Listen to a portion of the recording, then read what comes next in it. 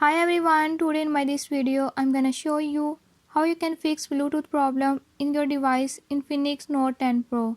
In this device Infinix Note 10 Pro, if your Bluetooth is not working or is not connecting with any other device, I'll tell you few tips and tricks that you can use to fix it. If you are new to my channel, don't forget to subscribe and press bell icon. Watch complete video and learn how you can fix it.